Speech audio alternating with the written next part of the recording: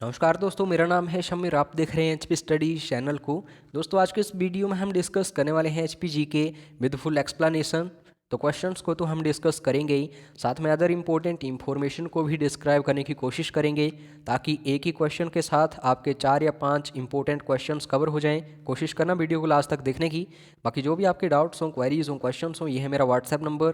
आप मुझे यहाँ पे मैसेज कर सकते हैं, और हो सके तो वीडियो को लाइक करना, शेयर करना अपने दोस्तों के साथ, क्योंकि काफ़ी मेहनत करता हूँ आप सभी के लिए। अभी तक चैनल को सब्सक्राइब नहीं किया है तो कर लेना, क्योंकि आने वाले समय में ऐसे ही वीडियोस आपको काफ़ी सारे देखने को मिलेंगे मेरे चैनल पर। दोस्तों, इन क्वेश्चंस के आंसर्स को मैंने हाईलाइट नहीं किया है। आप इन क्वेश्चंस को एज ए मॉक टेस्ट लगाइएगा। At the end of this video अपना स्कोर कार्ड जरूर शेयर करना। आउट ऑफ 10 क्वेश्चंस कितने क्वेश्चंस आपके सही हुए। एचपी स्टडीज़ क्रैश कोर्सेज चल रहे हैं हिमाचल के सभी एग्जाम्स के लिए, तो ज़्यादा जानकारी के लिए मुझे मैसेज कर लेना व्हाट्सएप पर, क्योंकि ये पेड क्रैश कोर्सेज होंगे। अगर आप इन्हें अफोर्ड नहीं कर सकते तो मैंने आप सभी के लिए व्हाट्सएप ग्रुप्स बनाए हैं, उन्हें ज्वाइन कर लेना। ज़्यादा टाइम वेस्ट नहीं करूँगा। पहला क्वेश्चन है, कामरू किस की प्राचीन राजधानी है? तो आपको पता ही होगा, कामरू जो है ये बेसिकली बुशहर रियासत जो है उसकी प्राचीन राजधानी रही है। तो आइए बुशहर रियासत के बारे में थोड़ा सा जान लेते हैं ब्रीफली। सबसे पहली बात, संस्थापक कौन था इसका? सही आंसर होगा श्री कृष्ण के पुत्र प्रद्युम्न। अब दोस्तों, अंतिम शासक भी पूछा जाता है एग्जाम्स में किसी भी रियासत का, हिमाचल प्रदेश की। तो लास्ट रूलर हैं पदम सिंह। अब दोस्तों, अगर मैं बात करूं पूर्व मुख्यमंत्री श्री वीरभद्र सिंह जी की, तो इन्हें भी राजा कहा जाता है बुशहर का। आई थिंक आपको पता ही होगा इसके बारे में। उसके बाद मैं बात करूंगा सतलुज नदी की। जब भी सतलुज नदी की बात आएगी, 320 किलोमीटर इसकी लेंथ है और सबसे बड़ी नदी है हिमाचल की। तो यहाँ पे एग्जामिनर बिल्कुल सिंपल क्वेश्चन नहीं पूछेगा, घुमा फिरा के क्वेश्चंस पूछे जाते हैं।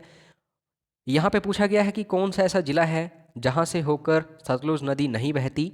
तो बिल्कुल सही आंसर होगा कांगड़ा।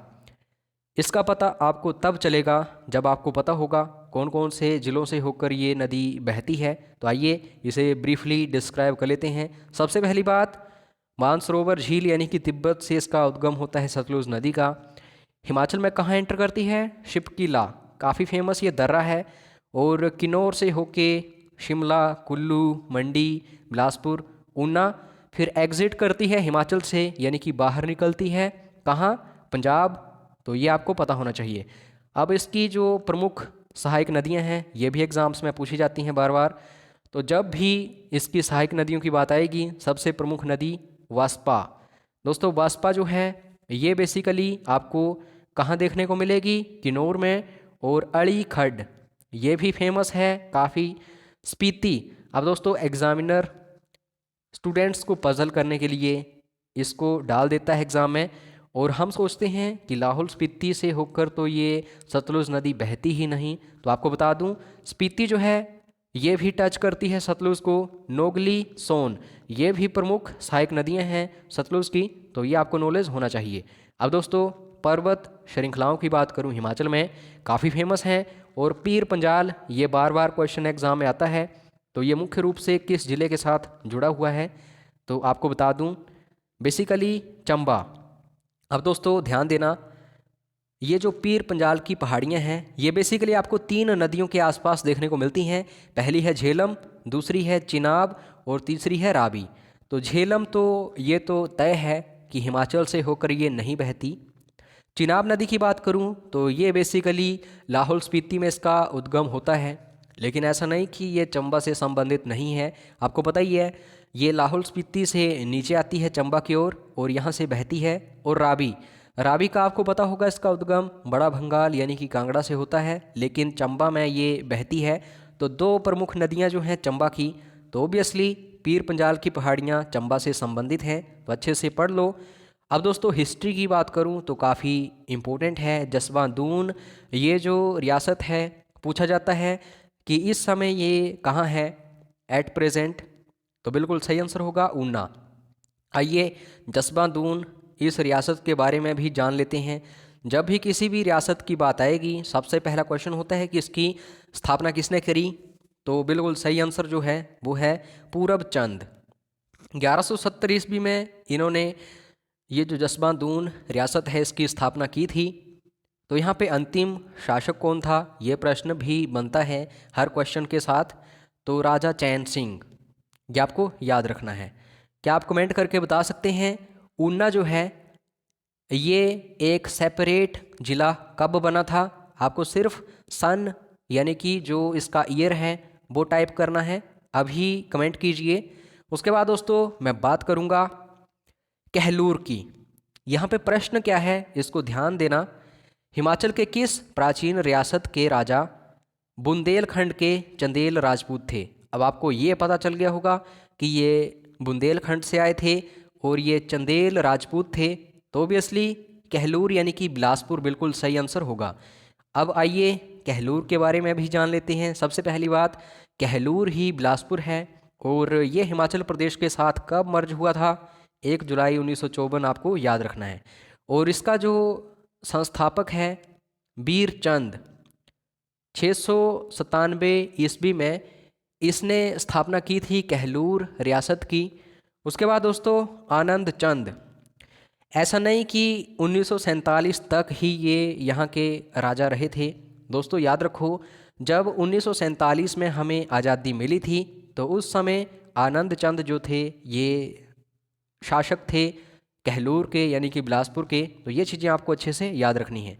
उसके बाद दोस्तों संजय जल विद्युत परियोजना, मैंने आपको काफ़ी बार ऐसे प्रश्न करवाए हैं। जल विद्युत परियोजनाएं काफ़ी इंपॉर्टेंट हैं। संजय जल विद्युत परियोजना जो है बेसिकली ये आपको कहाँ देखने को मिलेगी? किन्नौर ज़िले में देखने को मिलेगी। नदी कौन सी है? नदी है सतलुज। और इसकी कैपेसिटी कितनी है? 120 मेगावाट इसकी कैपेसिटी है। कब इसे एस्टेब्लिश किया गया था? 1889-90 में इसे एस्टेब्लिश किया गया था। तो ये आपको याद रखना है। उसके बाद दोस्तों यहाँ पे छावनी जो है यानी कि कैंटोनमेंट एरिया, पूछा जाता है कि कौन सा ऑप्शन जो है ये कैंटोनमेंट एरिया नहीं था या छावनी नहीं थी। तो अगर आपको पता नहीं है छावनी क्या होती है तो आपको बता दूं, अंग्रेज़ों के कैंप्स वगैरह जो हैं जहाँ पर अंग्रेज सिपाही रहते थे उसे छावनी यानी कि कैंटोनमेंट एरिया कहा जाता है। तो ये जो योल कैंटोनमेंट एरिया है ये कांगड़ा ज़िले में था। जोतोग ये शिमला ज़िले में मिलता है देखने को। और दागशाई, ये जो दागशाई छावनी है दोस्तों ये काफ़ी फेमस है, काफ़ी प्रसिद्ध है, पुरानी है, ओल्डेस्ट, तो आपको याद रखना है। अम्बोटा में कोई भी आपको छावनी यानी कि कैंटोनमेंट एरिया नहीं मिलता है देखने को, तो ओबियसली ये बिल्कुल सही आंसर होगा जो कि अम्ब तहसील में है, ऊना ज़िला। उसके बाद दोस्तों कुलूत देश की कहानी, अब ये जो क्वेश्चन है ये बुक्स एंड ऑथर से संबंधित है हिमाचल प्रदेश के। तो ये जो कुलूत देश की कहानी है बेसिकली लालचंद प्रार्थी ने ये बुक लिखी थी। तो आपको अच्छे से पढ़नी है ये बुक्स। अगर आपको इसके ऊपर एक पार्टिकुलर वीडियो चाहिए अभी कमेंट करो, मैं नेक्स्ट वीडियो लेके आऊँगा related to books and authors of Himachal Pradesh. उसके बाद दोस्तों तारना देवी का मंदिर काफ़ी फेमस है ये और बेसिकली मंडी ज़िले में है। तो मंदिरों को भी अच्छे से पढ़ लो, बेसिकली जो हिमाचल की हिस्ट्री से संबंधित हैं। अभी अंतिम क्वेश्चन है आज के इस वीडियो का और काफ़ी इंपॉर्टेंट है। टोंस नदी, आपको पता ही होगा इसके बारे में। अगर आप नदियों के बारे में नॉलेज रखते हैं हिमाचल प्रदेश की, जो यमुना की एक महत्वपूर्ण सहायक नदी है। अब ये भी आपको पता चल गया होगा यमुना नदी की काफ़ी फेमस और बड़ी सहायक नदी है ये टोंस नदी। ये यमुना नदी से किस स्थान पर मिलती है? तो ये स्थान पूछा जाता है बार बार एग्जाम में, तो कालसी आपको याद रखना है। B is absolutely right answer. अब मैं बात करूँगा इस टोंस नदी के बारे में। तो ये तो आपको पता चल गया यमुना नदी की ये सहायक नदी है और ये बेसिकली जो सिरमौर ज़िला है वहाँ पे देखने को मिलती है। लेकिन शिमला ज़िले की काफ़ी मशहूर और प्रसिद्ध नदी है, सहायक नदी है पब्बर। तो पब्बर जो है ये टोंस नदी की सहायक नदी है, फिर जाके ये आगे यमुना नदी के साथ मिलती हैं। तो इन चीज़ों को अच्छे से पढ़ लो। फिलहाल आपको कमेंट करके बताना है वीडियो कैसा लगा, कोई भी कमी है बताइए, मैं इम्प्रूवमेंट करने की कोशिश करूँगा। और लाइक करना, वीडियो को शेयर करना अपने दोस्तों के साथ, काफ़ी मेहनत करता हूँ आप सभी के लिए।